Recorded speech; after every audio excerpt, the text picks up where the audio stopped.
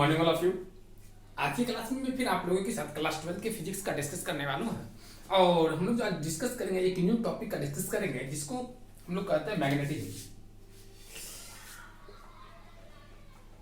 बहुत ही इंपॉर्टेंट है और ये सिलेबस का करीब करीब 40% आपके 12th का सिलेबस का करीब करीब 40% ये कवर कर लेता है अकेले मैग्नेटिज्म। इसका दो पार्ट में आपको एक दिया हुआ है, एक प्रॉपर्टी ऑफ मैटर भी दिया हुआ आपके बुक में ही, इसके बाद जो दिया हुआ दोनों को हम लोग एक ही टॉपिक में प्रॉपर हम जो पढ़ाते हैं वो दोनों को एक ही चैप्टर में लेकर के पढ़ाते हैं। तो आज जो हमें डिस्कस करना वो मैग्नेटिज्म के बारे में डिस्कस करना। देखिए सबसे पहले मैं आपको आग्रह करूंगा कि अगर आप इस मैग्नेटिज्म को समझना चाहते हैं ना तो इससे पहले जरूर आप लोग क्लास 12 का जो इससे पहले का चैप्टर है इलेक्ट्रोस्टैटिक उसको बेटर ढंग से आप लोग पढ़ ले, क्योंकि ना मैक्सिमम जो कंक्लूजन निकलती है मैथमेटिकल सिमिलर में यहाँ पे भी हम लोग वही कंक्लूजन करेंगे। जितना भी फिजिकल टर्म्स है इलेक्ट्रोस्टैटिक्स में कोरेस्पॉन्डिंगली हम लोग यहाँ पर मैग्नेटिज्म मैग्नेट वर्ड केवल अप्लाई करके और रिमेन्स एवरी वर्ड जो होगा ना करीब करीब सेम ही रहेगा। समटाइम्स कुछ कुछ वर्ड जो होगा वो आपको डिफर कर जाएगा।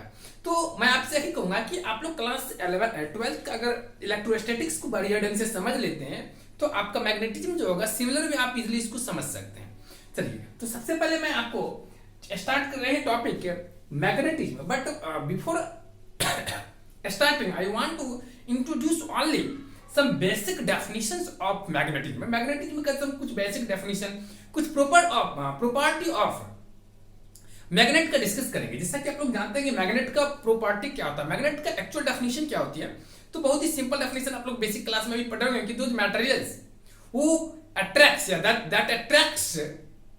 that attracts like nickel, chromium, gadolinium, iron, इस तरह के ऑब्जेक्ट्स को जो अपनी तरफ अट्रैक्ट कर लेते हैं ना उसको हम लोग मैग्नेट कहते हैं। तो सबसे पहले हम लोग लिखते हैं कि आइडेंटिफिकेशन, ये मैग्नेट का डेफिनेशन क्या है या ऐसे बोलिए कि आइडेंटिफिकेशन ऑफ, क्योंकि देखिए किसी भी ऑब्जेक्ट किसी भी फिजिकल क्वांटिटी को डिफाइन करने का दो तरीका होता है। एक तो उस प्रॉपर फिजिकल क्वांटिटी को ले ले या आप ऐसे करें कि उसके यूजेज को लेकर के आप उसको डिफाइन कर सकते हैं, उसकी कुछ आइडेंटिफिकेशन खास होती होगी उसके हेल्प से उसको डिफाइन कर सकते हैं। तो इस तरह से बहुत सारे ऐसे वे होते हैं जिसके हेल्प से आप उस टर्म को डिफाइन कर सकते हैं।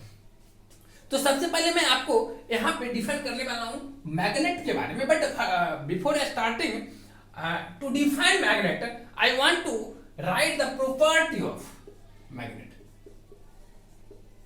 Property of magnet, property of magnet का मतलब हुआ कि आप मैग्नेट को कैसे समझ सकते हैं कि ये मैग्नेट है, उसकी क्या प्रॉपर्टी है उसके बारे में मुझे डिस्कस करना। तो सबसे पहले इसका मतलब हुआ कि देखिए तो प्रॉपर्टी ऑफ मैग्नेट की अगर मैं बात करूं तो सबसे पहले होगा पहला प्रॉपर्टी लिखिएगा आप लोग, it has the unique property या अट्रैक्टिंग प्रॉपर्टी, लिखिएगा it has the property to attract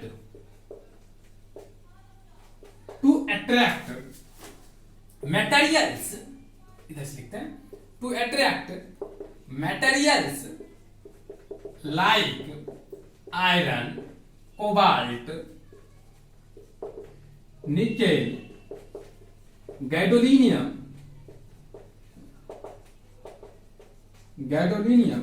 etc।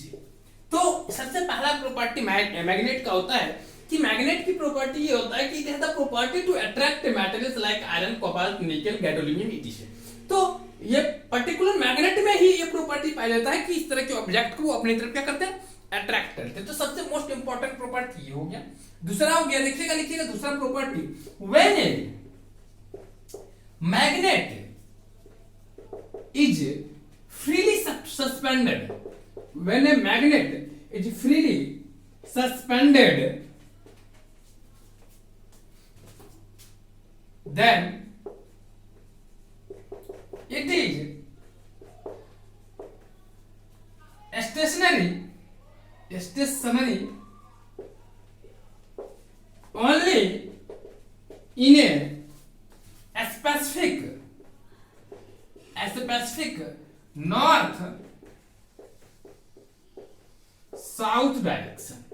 इसका मतलब ये हुआ कि आप अगर किसी मैग्नेट को, मान लीजिए मेरा मैग्नेट है और इसमें एक आप कोई मान लीजिए कि इसमें आप एक धागा वगैरह बांध दिया, इसको फ्रीली सस्पेंड कर देंगे, फ्री कर देंगे, तो ये ऑलवेज जो होगा ना आपको नॉर्थ साउथ डायरेक्शन में जो होगा ये हमेशा नॉर्थ साउथ डायरेक्शन में ही अलाइन करेगा। तो ये एक इंपॉर्टेंट, तो कभी कभी एग्जाम में पूछ देता है 1-2 मार्क्स में कि right the sub property of magnet, तो इंपॉर्टेंट प्रॉपर्टी दो ही आता है। एक सबसे पहला हुआ अट्रैक्टिंग प्रॉपर्टी, अट्रैक्शन प्रॉपर्टी, दूसरा आ गया ये आपका नॉर्थ साउथ प्रॉपर्टी। इसको मतलब होता है कि अगर आप मैग्नेट को आप फ्रीली सस्पेंड कर देंगे तो ये आपको always north and south direction में अलाइन करेगा। और पहला प्रॉपर्टी जो है आपका कि it has the proper property, specific property by which it attracts like materials like iron, cobalt, nickel and gadolinium. तो ये आपका फर्स्ट प्रॉपर्टी हो गया, दूसरा ये प्रॉपर्टी हो गया मैग्नेट का। चलिए अब इसमें तीसरा एक हम लोग बार मैग्नेट को पहले फॉर्म कर लेते हैं। देखिए बीच में स्पेस है, बीच में ही हम लोग लेते हैं। अगर मैं मान लिया ये आपका कोई बार मैग्नेट है, तो इस बार मैग्नेट में ये जो पॉइंट कहलाता है ये आपका पोल कहलाता है। इस पोल को हम लोग कहते हैं साउथ पोल और इस पोल को हम लोग कहते हैं नॉर्थ पोल। ये आपका पूरा क्या हो गया मैग्नेट, इसको लिखेंगे बार मैग्नेट।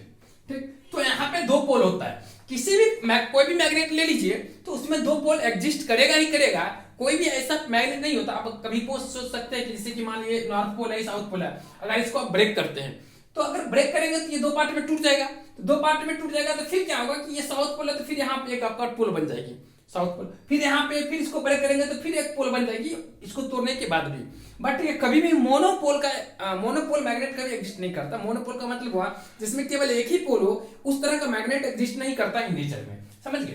तो ये आपके लिए इंपॉर्टेंट है। एक और मैग्नेट होती है जिसको हम लोग बोलते हैं हॉर्स मैग्नेट। उसको भी फिगर बनाना चाहे तो आप लोग बना सकते हैं। देखिए उसमें क्या होता है, किस तरह से उसका इमेज होता है उसको देखिए। एक देखिए हॉर्स, ये हो गया आपका कौन सा मैग्नेट, बार मैग्नेट। एक हॉर्स मैग्नेट होता है, उसका जो डिजाइन होता है ना शेप इस तरह से होता है। एक्चुअली ये हॉर्स इसलिए बोलते हैं ना कि घोड़ा का जो खुर होता है ना जिसको हम लोग खुर बोलते हैं, उस खुर के जैसा ही होता है। ठीक, इसलिए यहाँ पे आपका नॉर्थ पोल हो जाएगा, यहाँ पे आपका साउथ पोल हो जाएगा और उसके बाद यहाँ पे इसका ये इस तरह से चलता है, समझ गए। तो ये घोड़ा का जो खुर होता है ना इसी डिजाइन का होता है, इसलिए हम लोग इसको बोलते हैं हॉर्स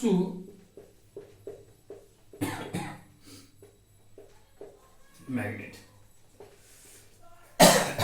ये आपका हो गया हॉर्स मैग्नेट। तो मुझे लगता है कि आप इसका जो बेसिक दो टर्म्स था मैंने उसके बारे में बता दिया।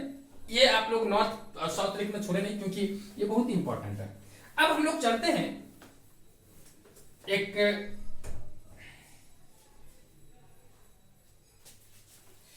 देखिए, तो अब ये जो अट्रैक्टिंग पावर होती है, ये जो अट्रैक्टिंग पावर होती है आपको मैं बता दूं, जैसे कि कोई मैग्नेट है, ठीक, अगर आप मैग्नेट को इस तरह से ले लेते हैं, ठीक, और यहाँ पे आपका मान लीजिए इधर साउथ पोल है, इधर आपका नॉर्थ पोल है, तो इधर अगर आपका साउथ पोल उधर आपका नॉर्थ पोल है और कोई मेटेरियल जैसे मान लीजिए ले लेते हैं, मान लीजिए कि आयरन, हमने एक आयरन का रॉड लिए, यहाँ पे आयरन रॉड है, ठीक,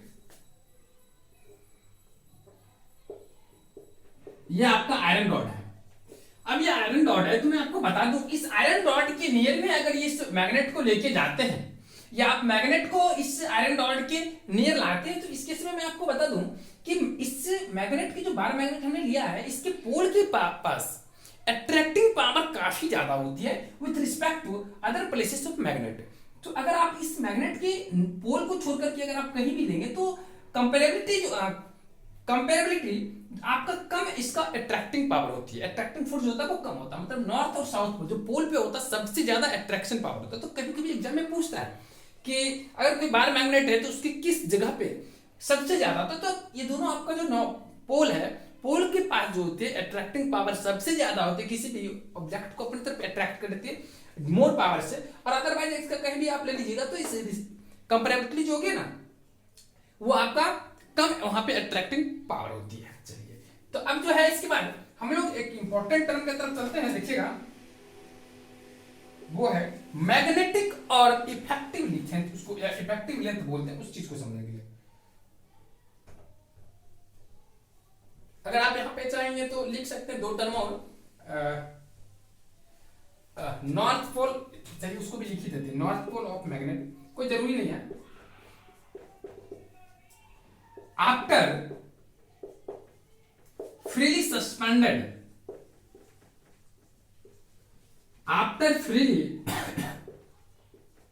suspended magnet पोल एंड इसी में लिख लीजिए साउथ पोल भी दोनों को। After freely suspended magnet,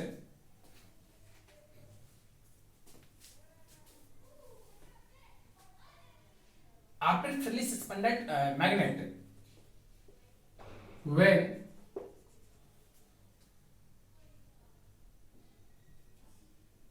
after freely suspended magnet when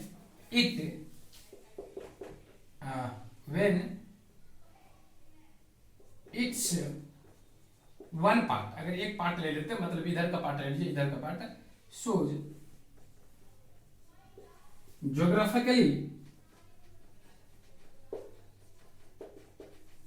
geographically north direction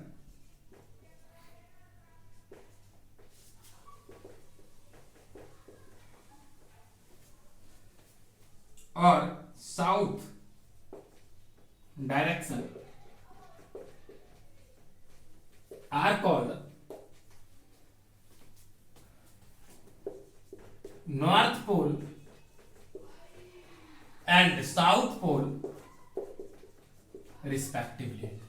तो ये दोनों जो आपका कहलाता है, ये नॉर्थ पोल और साउथ पोल कहलाता है रिस्पेक्टिवली, कि अगर आप फ्रीली सस्पेंड कर देंगे तो जो ये आपका नॉर्थ डायरेक्शन, ये नॉर्थ की तरफ जो होता है वो ज्योग्राफिकली नॉर्थ डायरेक्शन में शो करता है। मतलब अर्थ हम लोग जो कंपेयर करते हैं कि इसको हम लोग नॉर्थ कहते हैं, इसको हम लोग साउथ कहते हैं, तो जो ज्योग्राफिकली जो साइड, जो पार्ट आपका ज्योग्राफिकली नॉर्थ डायरेक्शन को शो करता है वो आपका कहलाता है ये नॉर्थ पोल, और जो आपका रिमेज जो होता है आपको साउथ पोल होता है, या जो आपको साउथ डायरेक्शन को शो करता है ज्योग्राफिकली वो आपका साउथ पोल हो जाता है।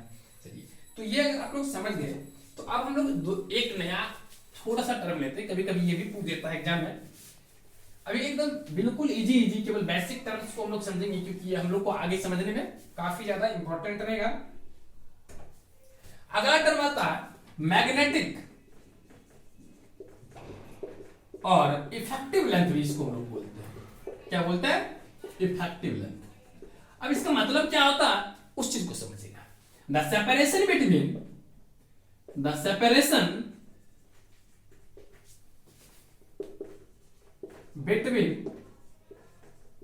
The poles of magnet, poles का मतलब हुआ नॉर्थ एंड साउथ, लिखिए north and south poles.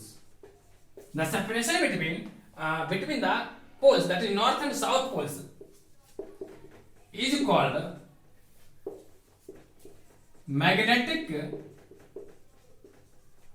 length or effective length.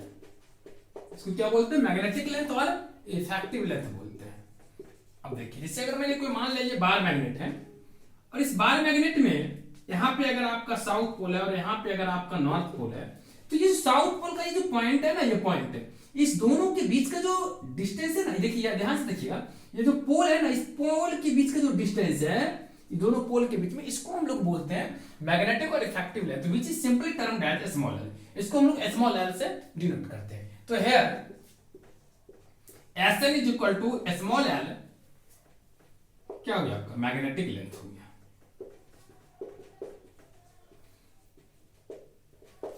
इसी को हम लोग इफेक्टिव लेंथ बोलते हैं। अब एक और भी आता है इसका, वो आता है आपका ज्योमेट्रिकल लेंथ, वो भी देख लीजिए, इसी पे हम लोग लिख लेते हैं।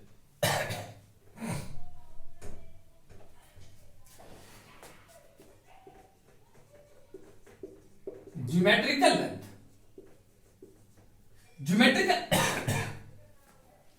जो ज्योमेट्रिकल लेंथ क्या होता है? The separation between the not poles, the separation between the extreme points of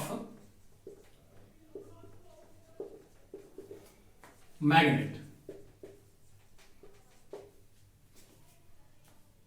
extreme point का मतलब हुआ कि जैसे मैग्नेट है, तो देखिए यहाँ पे एग्जैक्टली जो होती है इसकी लास्ट पॉइंट पे आपका पोल नहीं एग्जिस्ट करता है, हल्का से इसके अंदर वाले पोर्शन में जाकर के पोल एग्जिस्ट करता है। तो इसका जो एक्सट्रीम पॉइंट है ना, ये वाला पॉइंट यहाँ पे देखिए, अगर हम पोल की बात करते हैं तो यहाँ से यहाँ हो गया ये दोनों पोल, बट यहाँ पे इसका एक्सट्रीम पॉइंट ये हो गया। इसको अगर हम ए बी मान ले तो हेयर ए बी जो होगा, मतलब यहाँ पे इसके इस एक्सट्रीम पॉइंट से इसकी इस एक्सट्रीम पॉइंट या लास्ट पॉइंट से के बीच का जो डिस्टेंस हो गया, मार्जिन होगा, ये आपका ज्योमेट्रिकल लेंथ हो गया।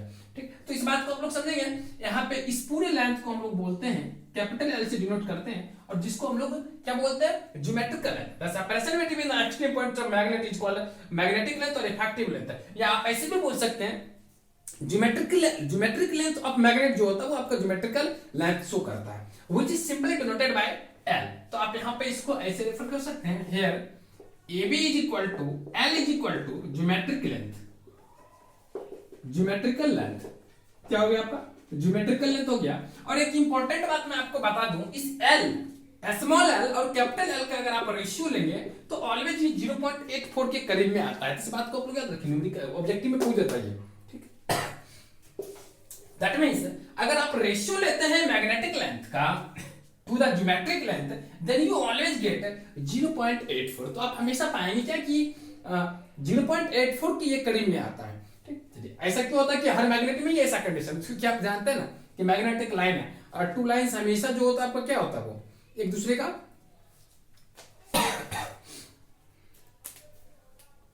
का जो आपका होता है वो सिमिलर होता है। इसलिए हम लोग इसको बोलते हैं कि ये जो है आपका, इसका हमेशा रेशियो जो होगा आपको 0.84 के करीब में आएगा। चलिए, अगर आप इसको समझ गए तो अब हम लोग एक नया टर्म फिर लेते हैं जिसको कहते हैं मैग्नेटिक एक्सिस। तो मैग्नेटिक एक्सिस क्या होता है, इसको हम लोग समझते हैं फटाफट।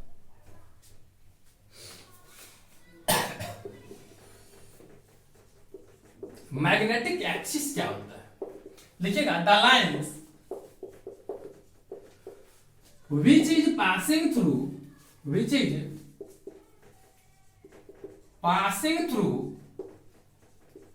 axis of magnet, the line which is passing through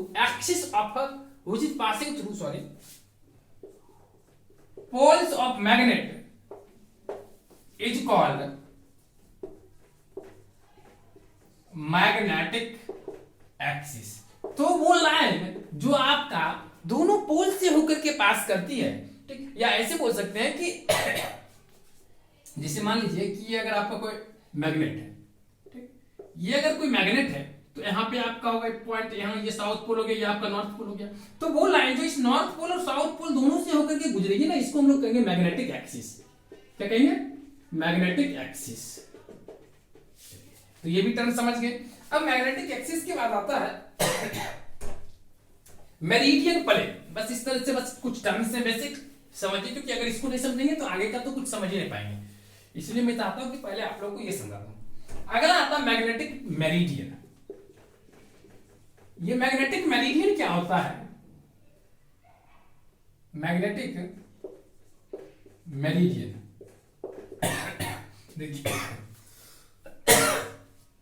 magnetic meridian होता है, ये जस्ट लाइक प्लेन है, the vertical plane which is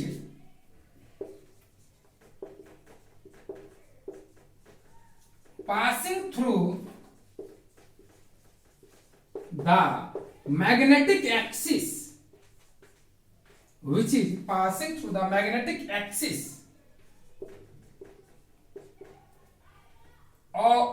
which is passing through the magnetic axis in case of freely suspended,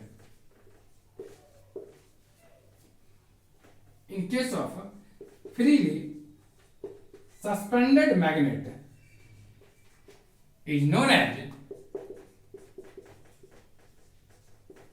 magnetic meridian. इसको क्या बोलते हैं, magnetic meridian. ठीक है, मैग्नेटिक मेरिडियन का मतलब होता है कि ये जस्ट लाइक वर्टिकल प्लेन होता है which is passing through the magnetic axis, जो आपका मैग्नेटिक एक्सिस से पास करता है। और वो किस केस में, जब आपका मैग्नेट जो होगा वो फ्रीली सस्पेंडेड रहेगा। तो फ्रीली सस्पेंडेड का मतलब हुआ, जैसा कि मानते हैं आप ज्योग्राफिकली, ये आपका नॉर्थ डायरेक्शन शो करता है, ये ईस्ट और ये आपका साउथ है, ये आपका क्या होता है वेस्ट शो करता है। तो यहां पे क्या होता है कि फ्रीली सस्पेंडेड का मतलब हो गया कि अगर आपका मैग्नेट को फ्रीली सस्पेंड कर देंगे तो डेफिनेटली रूप से, एक मिनट देख लीजिए आप लोग, यहाँ पे डायग्राम बनाते हैं, आप लोग को नीचे दिख रही है। चलिए, अब जैसे ये मान लीजिए आपका ये डायरेक्शन की चीजें है, नेक्स्ट ईस्ट साउथ, ये आपका वेस्ट हो गया।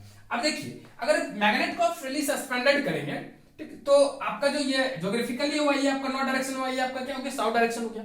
अब मैग्नेट को मान लीजिए फ्रीली सस्पेंडेड कर दिए, ठीक, तो अगर मैग्नेट इस तरह से इंक्लाइंड है, इस तरह से इंक्लाइंड है, तो यहाँ पे आपको क्या हो जाएगा, साउथ पोल मान लीजिए, यहाँ पे आपका नॉर्थ पोल है।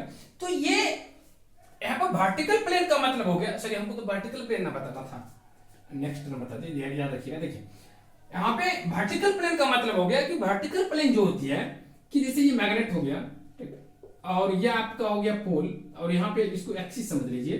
तो एक्सिस का मतलब हो कि एक अगर प्लेन ले लेते हैं जो इससे पास करे, इससे होकर के पास करे, इससे होकर के पास करें, थोड़ा सा यहाँ पर इमेजिनेशन करना मुश्किल है क्योंकि प्लेन आपका क्या होता है, 3D होती है ना, तो यहाँ पे सॉरी 2D होती है, बट उसको अगर हम हाइट के केस में कैसे करेंगे ना, तो इससे जो प्लेन इसके परपेंडिकुलर होगी ना, वही आपका कहलाता है यहाँ पे मैग्नेटिक मेरिडियन कहलाता है। तो हम जो यहाँ पे ये आपको ड्रॉ करें ना, यहाँ पे ज्योग्राफिकल एक्सिस और मैग्नेटिक एक्सिस के बीच में, तो ये देखिए मैग्नेटिक एक्सिस हो गया, जो कि हम लोग इसको कह सकते हैं क्या, ये आपका हो गया ज्योग्राफिकल एक्सिस, और ये जो एक्सिस होता है ये आपका मैग्नेटिक एक्सिस हो गया, क्योंकि मैग्नेट क्या है, इसको कहते हैं मैग्नेटिक एक्सिस। याद रखिए क्योंकि आगे हम लोग ये हेल्प रहेगा हम लोग को, आगे मतलब हेल्प करेगा आगे के टर्म समझने में। तो यहाँ पर भी हमने बना दिया, जैसे कि मान लीजिए आपका ठीक, याद रखिएगा। तो सबसे पहले मैग्नेटिक मेरिडियन का मतलब समझिए, तो magnetic meridian is a vertical plane which is passing through the axis of, that means which is passing through the magnetic axis. तो ये मैग्नेटिक एक्सिस से पास करता है, तो ये आपका हो गया डेफिनेशन ऑफ मैग्नेटिक मेरिडियन। इस बात को आप लोग याद रखिए, कुछ भी नहीं है, जस्ट लाइक आप फिगर से भी याद कर सकते हैं कि आपका वर्टिकल प्लेन है जो कि आपका मैग्नेटिक एक्सिस से पास करता है। अब जो है आपका एक आता है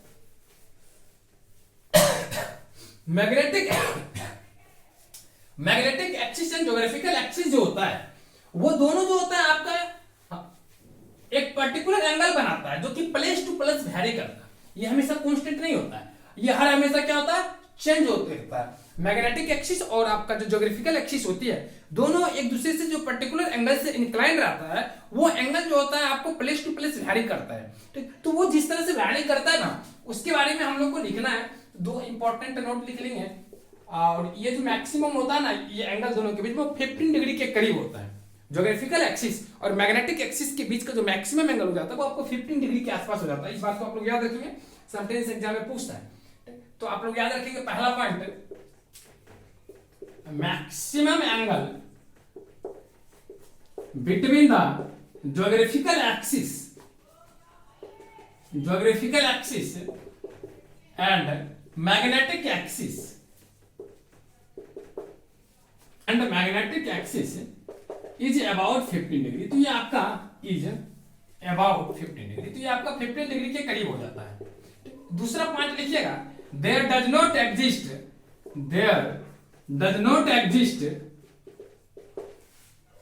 मोनोपोल मैग्नेट इन नेचर। ये दूसरा पॉइंट हो गया, मोनोपोल मैग्नेट इन नेचर। तो आपका नेचर में जो है ना, मोनोपोल मैग्नेट कभी एग्जिस्ट नहीं कर सकता, मतलब ऐसा मैग्नेट जिसके पास सिंगल पोल है उसको मोनोपोल मैग्नेट कहते हैं। कितना भी आप मैग्नेट को तोड़ देंगे, आप चाहेंगे कि आपका ये मैग्नेट है और इसको तोड़ करके हम साउथ पोल का एग्जिस्टेंस ही खत्म कर देंगे, लेकिन ऐसा कभी नहीं होगा। आप तोड़ते जाएंगे और साउथ पोल का फॉर्मेशन अगेन होते रहेगा। चलिए, तो थर्ड नंबर में हम लोग लेंगे the angle between geographical axis and magnetic axis. Geographical axis, the angle between geographical axis and magnetic axis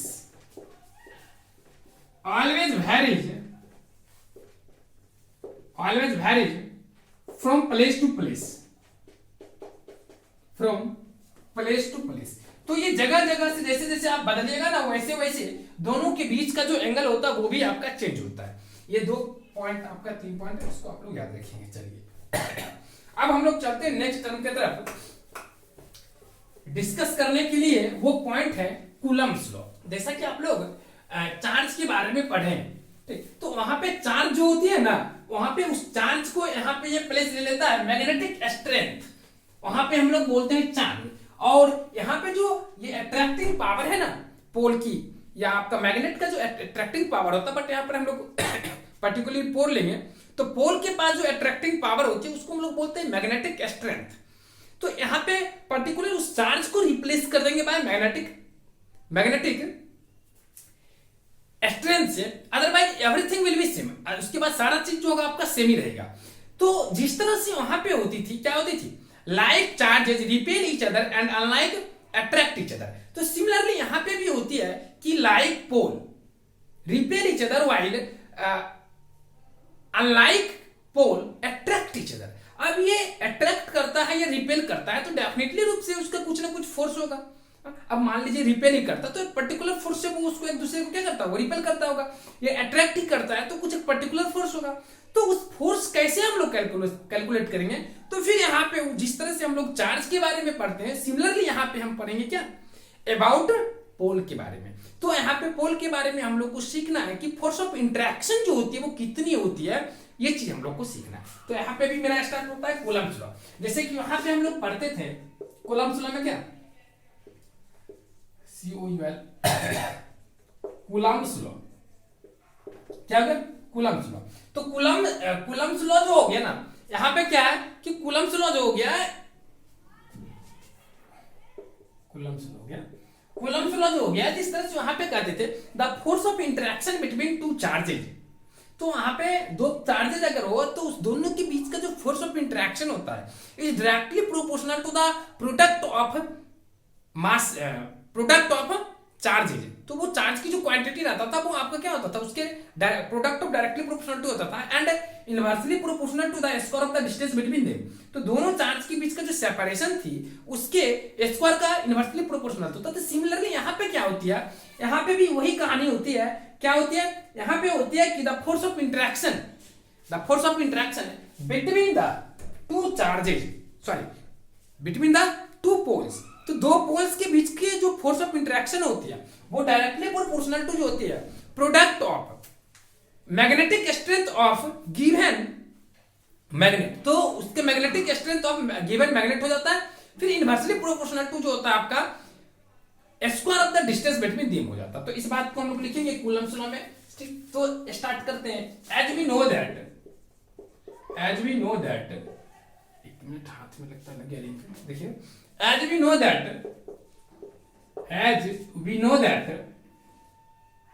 like poles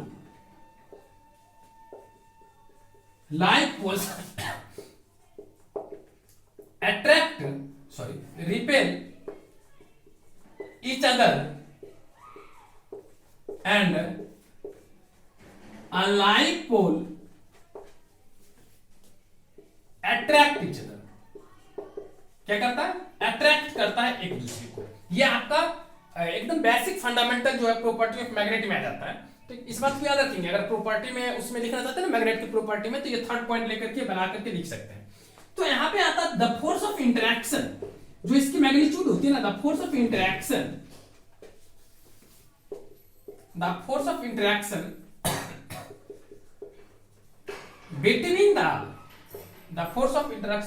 between the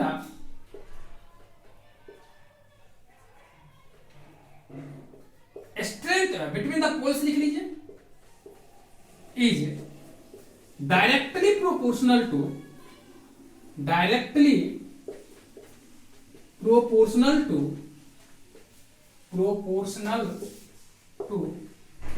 product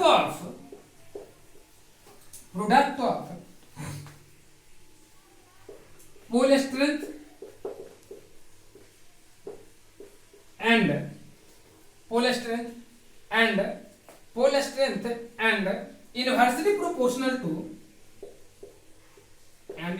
proportional to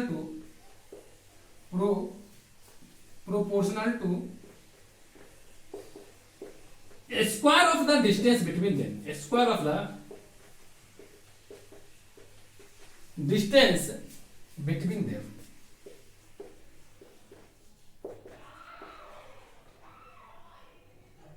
between them। और इसमें एक और लाइन लिख लीजिएगा, वो लिखिएगा the force acts along the line joining. तो ये जो फोर्स एक्ट करता है ना, दोनों पोल को अगर आप मिला देते हैं, दोनों पोल का अगर मिला देते हैं, इससे मान लीजिए दो फोर्स, जब हम लोग दो मैग्नेट लेंगे कि दोनों के पोल के बीच का जो फोर्स ऑफ इंटरेक्शन होगी वो लाइन ज्वाइनिंग हो जाती है, इस डायरेक्शन में हो जाएगी, इस तरह से। अगर मान लीजिए यहाँ पे ए है और यहाँ पे बी है तो ये बी के डायरेक्शन में चली जाएगी। तो ये हो गया आपका कूलम्ब्स लॉ फॉर मैग्नेटिज्म, याद रखिएगा, मैग्नेटाइजेशन के लिए, मैग्नेट के लिए। और वहां पे हम लोग जो पढ़ते हैं वो इलेक्ट्रोस्टैटिक के लिए हम लोग वहां पे कूलम्ब्स लॉ पढ़ते हैं। चलिए अब हम लोग क्या करते हैं, इसका मैथमेटिकल कंक्लूजन निकालते हैं। देखिए मैथमेटिकल कंक्लूजन क्या है, बहुत ही इजी है, सिमिलर लिखा है ना। आप अगर इलेक्ट्रोस्टैटिक्स को आप समझते हैं ना तो मैग्नेटिक में आपके लिए काफी इजी रहेगा, बस कुछ कुछ टर्म्स आपका चेंज होते रहेगा, आप इजीली समझते रहेंगे। देखिए सबसे पहला होता है, अगर मान लीजिए कोई दो पोल ले लिए हमने, एडजस्ट कर लेते हैं, एक यहाँ पे पोल है और एक यहाँ पे पोल है, ठीक। दोनों पोल के बीच का जो डिस्टेंस है, मार्जिन है, वो आर हमने मान लिया। और इसका जो आपका पोल स्ट्रेंथ है, इसका मान लीजिए, इस पोल का नाम N1 ले लेते हैं, इस पोल का नाम हमने क्या लिया, N2 ले लिया। दो पोल ले लिए किसी दो मैग्नेट का, डिफरेंट मैग्नेट का, इसका हमने ले लिया पोल स्ट्रेंथ M1 एंड इसका पोल स्ट्रेंथ ले लिया हमने M2। इस पॉइंट का नाम मान लीजिए A, इस पॉइंट का मान लीजिए B, ठीक। तो सबसे पहले लिखेंगे, let if two poles of strength M1 and M2 are separated, फिर इंक लग गया, इंक जो है ना इसका बार बार लग जाता है, एक मिनट रुकिए।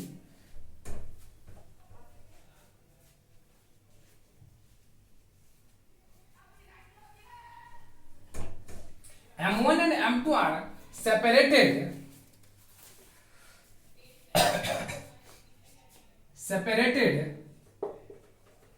by distance r।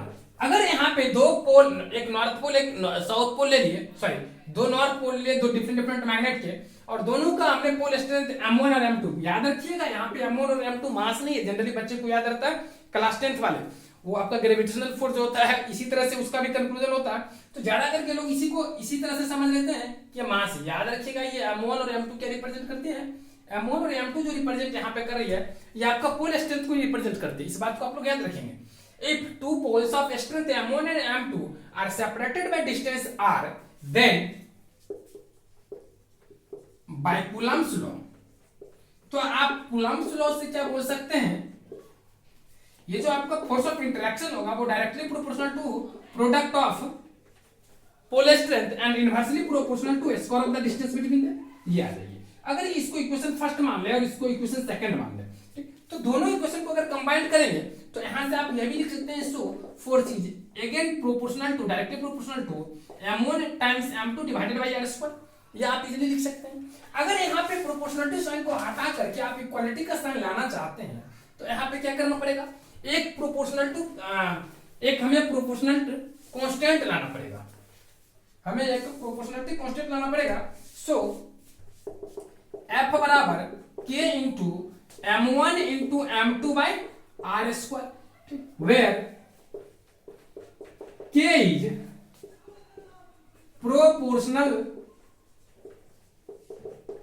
Proportionality constant, इसको हम लोग क्या बोलते हैं, प्रोपोर्शनलिटी कांस्टेंट है। अब इसका जब हम लोग वैल्यू निकालते हैं एक्सपेरिमेंट के हेल्प से, तो जब इसका एक्सपेरिमेंट के हेल्प से वैल्यू निकाला गया तो ही gets K is equal to, so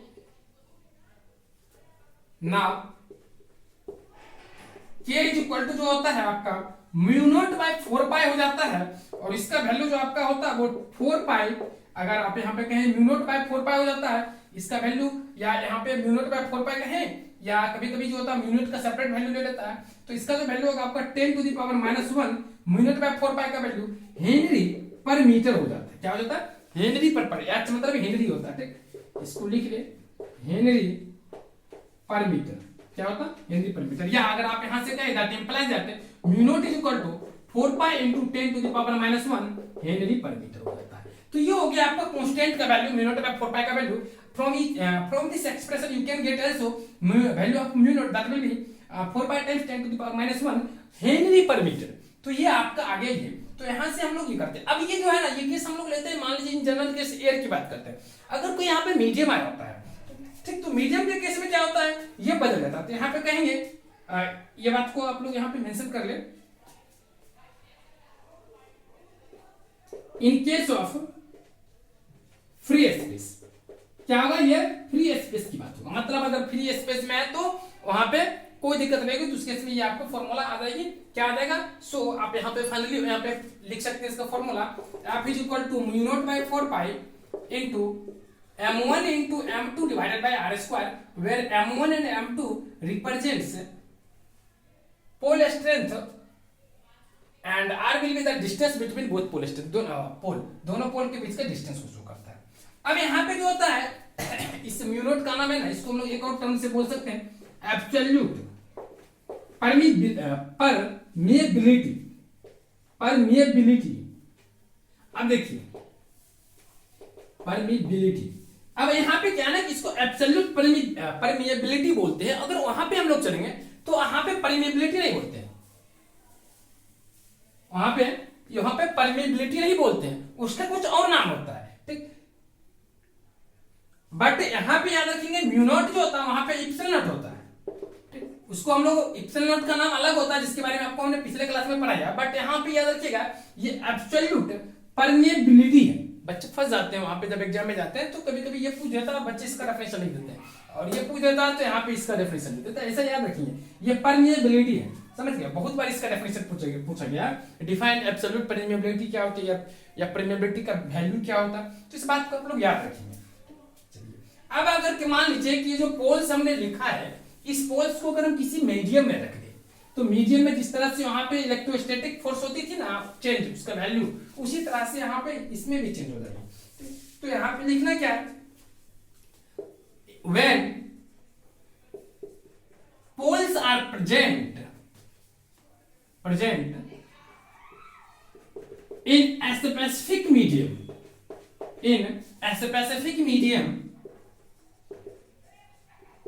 then ये जो आपका आ जाएगा एफ, ये आपका mu naught times mu R आ जाएगा डिवाइडेड बाय 4 पाई आ जाएगा into m1 times m2 divided by r square हो जाएगा। और ये आपका म्यू नॉट आर जो हो गया, समटाइम्स हम लोग mu naught into mu r को डायरेक्टली म्यू लिख देते हैं, बट यहाँ पे म्यू आर से हमें मतलब है, तो इसलिए हम लोग म्यू आर को कहेंगे रिलेटिव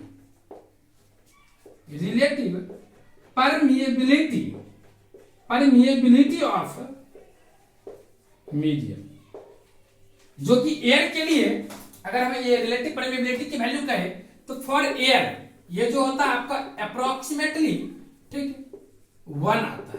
क्या आता है? 1 आता है। तो इसलिए ना फ्री स्पेस के लिए म्यू आर को इग्नोर करना ही बेहतर है। तो ये आपका फाइनल एक्सप्रेशन हो गया, क्या, force of interaction between two poles of the magnet, ठीक। ये बात को अगर आप लोग याद रखेंगे कि अगर दोनों के बीच का मार्जिन अगर r1 एंड r2 दोनों के बीच का मार्जिन r हो और उसके पोल स्ट्रेंथ का वैल्यू m1 एंड m2 हो, then you will be get F is equal to mu naught into mu r divided by 4 pi times m1 into m2 divided by r square। याद रखेंगे where m1 represents not mass, here it represents pole strength of n1 and m2 represents pole strength of n2।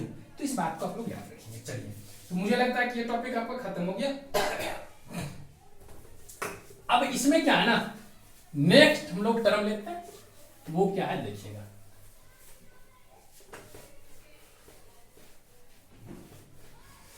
ये है पोल strength का एक important term लोग याद रखेंगे, इसके बारे में बाद में फिर हम डिस्कस ऐसे करेंगे, फिर भी लिख लीजिएगा। Unit of SI unit of pole strength, ये जो पोल स्ट्रेंथ होती है इसका जो SI यूनिट होती है आपका एम्पियर मीटर होता है। इस बात को आप लोग याद रखेंगे, कभी कभी एग्जाम में आपका पूछ देता है, ठीक, पोल स्ट्रेंथ का हो गया, ठीक।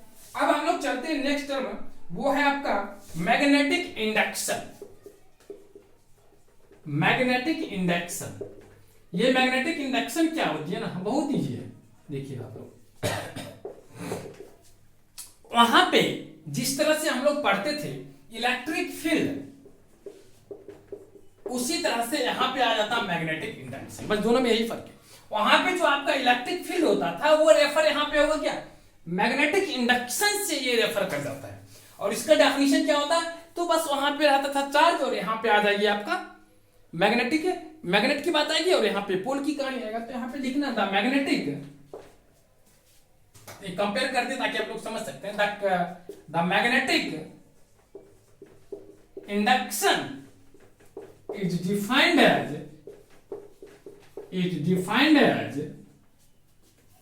force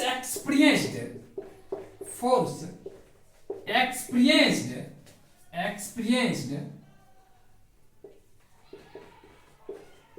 by unit north pole at a point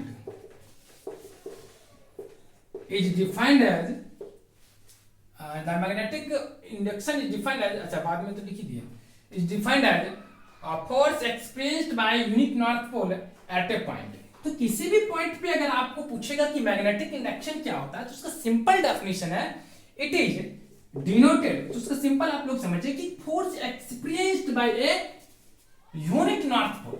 तो यूनिट नॉर्थ पोल के द्वारा जितना अगर आप वो अगर फोर्स एक्सपीरियंस होगा वही आपका रिप्रेजेंट करता है क्या, मैग्नेटिक इंडक्शन। अगर मान लीजिए कि आपका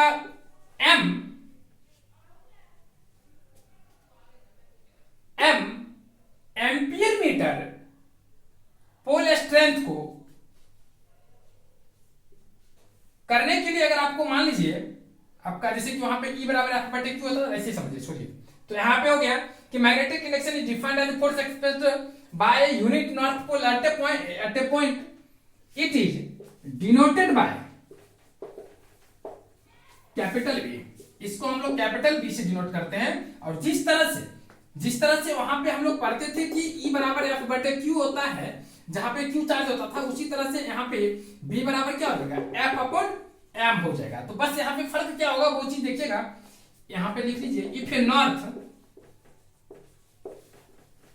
पोल of strength,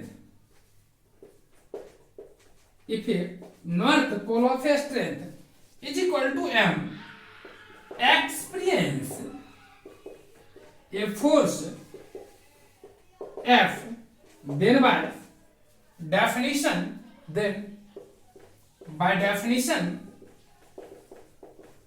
of magnetic induction,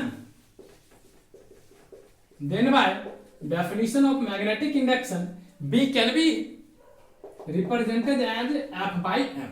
तो ये जो आपका मैग्नेटिक इंडक्शन बराबर क्या हो गया, F by M। इस बात को देखिए ऊपर में लिख लेते हैं अगर नीचे लिखने लिए तो B is equal to F by M।